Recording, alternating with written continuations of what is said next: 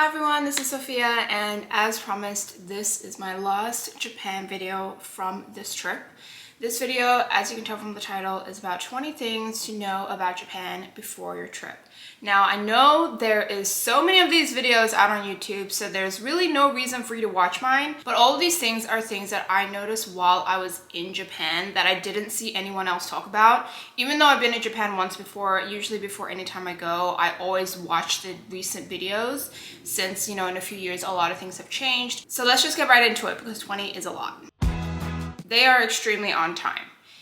I mean, everyone, everything. So if you have a dinner reservation, or if you're taking a local train, or if you're taking a Shinkansen, or if you have a reservation to go to a museum or the Shibuya Sky, the time on your ticket, on your reservation, that's the time that they expect you to be there, if not early. Only catch to that I've seen is that for dinner reservations, they have a little bit of a grace period. I remember for one of the reservations we had for afternoon tea, they had us all arrive at the same time, but they wouldn't sit people down until everyone at that particular time arrived at the same time. So it's really important to be on time when you're going to Japan, especially if you've made a reservation for something. For my early risers, most places in Japan are not open until 10 to 11 a.m. Even cafes. I don't even consider myself an early riser. I usually wake up between 8 and 9, but even then I've had some instances where I've wanted to go to a cafe and they're not even open for another half an hour to an hour. So if you're an early riser, especially the first few days when you're getting used to the time difference, that can be extremely hard. But good thing is Family Mart, 7-Eleven, those grocery chains that you've probably seen so much videos on social media, those are usually open pretty early and their food is pretty good. This next tip is one of the things that I think I've never seen anyone talk about, which is people stand mostly on the left, just like how they drive on the left side of the road. So a lot of times people are going up on the left and then they're coming down on the right. So if you are walking up on the right, you're literally going against the grain. People will give you looks. However, I will say though, there are exceptions where some cities might be more right side than left side. When we were transferring out of Osaka, that's something that I noticed was that actually people were going up on the right. So whatever it is, either way, just make sure when you're walking up and down stairs, escalators, that you're paying attention to the flow of traffic. This is something that for me, it was not a big issue because I'm used to it, but I feel like I've seen people online complain about this, which is for the Shinkansen, it's actually really common to see locals take their shoes off. That's mostly because obviously for the Shinkansen, it's considered a long distance train, even though you might get somewhere in 45 minutes. So don't be surprised if you're seeing socks. For me, I actually did that when I was riding the Shinkansen. Part of it because I brought the wrong shoes, so my feet were in so much pain, so I had to for the sake of my feet. But I will say I really recommend if you're gonna do that to buy a pair of slippers. Muji makes these foldable slippers which are actually really great. Just be aware that they do have sizing, so keep that in mind when you're shopping for them. But yeah, they have foldable slippers with a little bag so that if you do take off your shoes on the Shinkansen, you can actually wear a pair of slippers and they're much more comfortable and you can also walk around in them. So just don't be surprised if you see people with their shoes off on the Shinkansen, especially for those longer Shinkansen rides. This is for all of us who love to jaywalk. Jaywalking is not really a thing in Japan. Everyone in Japan is also very orderly. If the light is green, you can go. If the light is red, you're not going. So be patient, factor that in if you are trying to get somewhere. Sometimes they will be late, but if the next train leaves, that's still on you to get to the next train. I noticed this specifically on the Shinkansen. They were always very on top of how they were doing in terms of timing.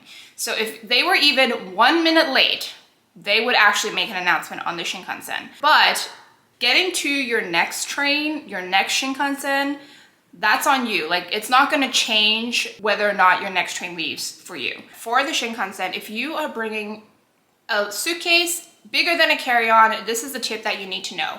This is the thing that confused me with almost every single new Shinkansen rules video I watched on Japan, is that a lot of videos would just say like, oh, oversized bags are no longer allowed, or you have to pay like a feed to get it on, but that's actually not true. So it's really just about the size of your bag. The width, height, and length of the bag has to be under a certain number before it's considered an oversized bag. That number is actually only for suitcases larger than a typical large. So actually you can bring a large suitcase on most Shinkansens with you. Make sure you go on the Shinkansen website to actually look up that number, and make sure on that train that you're riding, you look that up. Green car reservations. We splurged a little for this trip because we knew that we were going in a lot of directions and we wanted to make sure we would have a seat no matter where we were going. One thing we noticed for the green car is that you can make reservations up to 7 days in advance. One of the things that we tried to do when we first arrived is I tried to make reservations for all of my Shinkansen rides for the whole 2.5 weeks, and basically I got an error. So that is my tip to you. If you are in Japan for more than 7 days, just make sure you're calculating the time in your head to booking the seats in advance. The seats that have a luggage space behind them are always the ones that go first. So if you are trying to get one of those seats, make sure you're really on top of booking that 7 days in advance. One other thing about those bookings, you can actually do it in most train stations in those kiosks. All you have to do is click the JR Pass section and then click like book seat or whatever. They'll have an option for you to choose it in English. Have your passport ready and have your JR Pass ready. Here's a tip for Google Maps. In a lot of videos, they actually say you should not use Google Maps because it's not that helpful. I disagree. I think Google Maps is more than sufficient at doing what it needs to do. I think if you're trying to get more specific, or if you're staying in Japan longer, then maybe Google Maps won't be helpful in the long run. But for me, it was more than sufficient. The only catch is that when you are trying to find directions on Google Maps, make sure you're really specific with where you're leaving from. So a lot of the times for me in America, I'll just use my location, but that is actually very not helpful for Google Maps in Japan because there's just too many transportation options, and so you are just inundated with information and that can feel really overwhelming. So if you are trying to leave from a specific place, or if you're standing in front of a specific restaurant or monument that you can specify, make sure you specify it because that will just help eliminate a lot of the noise and make it a lot easier to navigate Google Maps. Bring a reusable bag because most places will charge you for a shopping bag. I know this is also a thing in America now, but in Japan specifically, they are really big on reusable bags.